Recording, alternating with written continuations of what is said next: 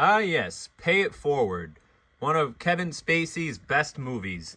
So, the plot of this movie is that the kid from The Sixth Sense lives with his single alcoholic mom, and his dad's Bon Jovi. Literally, his dad's played by Bon Jovi, and then Kevin Spacey has like this burnt up face, but he's like a really innovative teacher.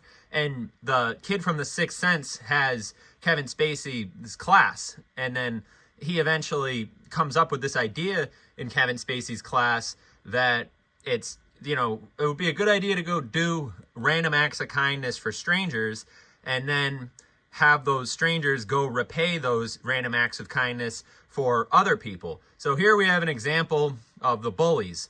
And these are the bullies who eventually kill the kid from The Sixth Sense. At the end of the movie, he ends up having to become a martyr for his idea. But effectively, this idea of going around and saving random people and then having those people go be the savior for other people is like a world-changing idea in this universe. And it spreads like wildfire, and it comes to the point where everybody else is trying to take credit for coming up with the original idea, when in reality it was just an idea that this kid came up with when Kevin Spacey decided that to ask his class, what could you do to change the world? So this open-minded kid, kind of takes the assignment really, really seriously, and he decides to go change the world because he's just downtrodden over the alcoholism and the anti-intellectualism of the white trash life that he's subjected to. So Kevin Spacey, even though he has sort of a fucked up face, it's not even that messed up really, but it's like just enough where like it's difficult for him to like get into relationships and stuff. So it's a movie about like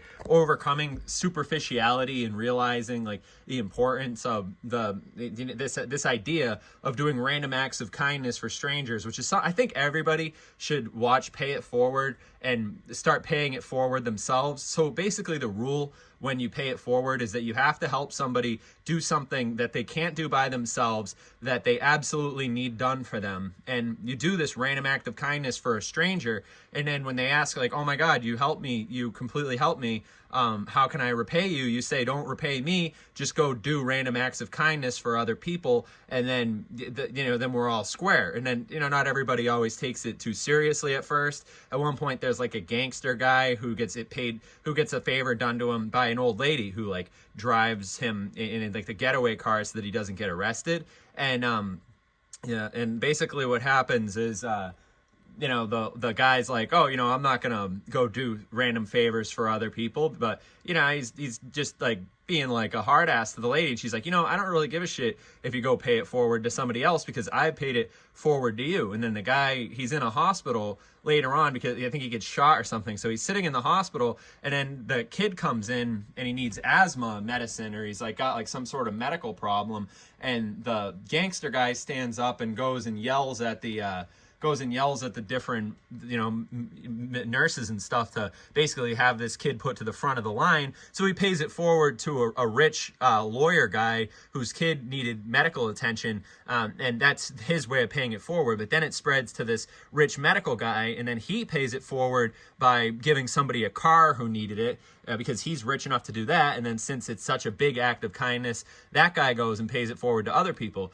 Now, this is the first person who the kid paid it forward to. He was like a homeless guy, and the kid basically gave him a second chance. This is him paying it forward later on. He realizes that he needs to do a random act of kindness, so he sees this lady who's about to jump off the bridge and commit suicide, and his idea to pay it forward is to go help her, save her life. And even though this guy ends up getting back on drugs later on, and he has his own problems, the fact of the matter is that the little kid was able to help him get sober long enough where he came to his senses, and he had the idea that it was a good decision to help this lady, and inadvertently the kid saved her life by sobering him up, because he is a good intentioned person, but the problem is that his brain was just all foggy from a lot of the different problems. So the beauty of the pay it forward concept is that you have no idea how that random act of kindness will go and benefit somebody else. So it's like a good-natured movie, and it's about helping out people who you don't know,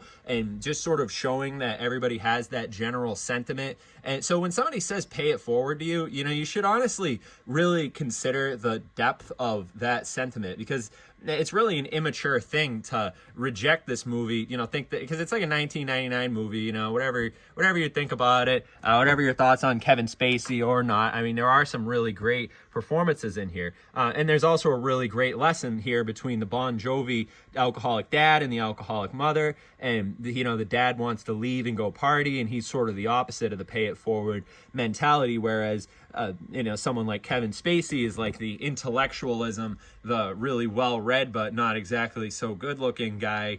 But the kid has this mentality that everybody needs to be saved sometimes. And it really is the beauty of, like, sometimes it takes a kid to think about the things that adults have forgotten about. So the overall sentiment of Pay It Forward is one of, like, go try to be the change that changes the world, because if nobody's trying, then nobody will accomplish it. So I'd really recommend watching it. It definitely is a movie from its era, and I think that a 2023 audience will appreciate it, because it does have that overall sentiment of, like, goodwill for all men and women in it, and it has that overall idea of, like, seeing a stranger on the side of the street and trying to do something remarkable that they can't do for themselves. And then I think it kind of leaves people in awe if you've ever been in the opportunity to do something like that. Like, sometimes in life that you just bump into people who are having an issue that you could easily solve. And this could be just like giving people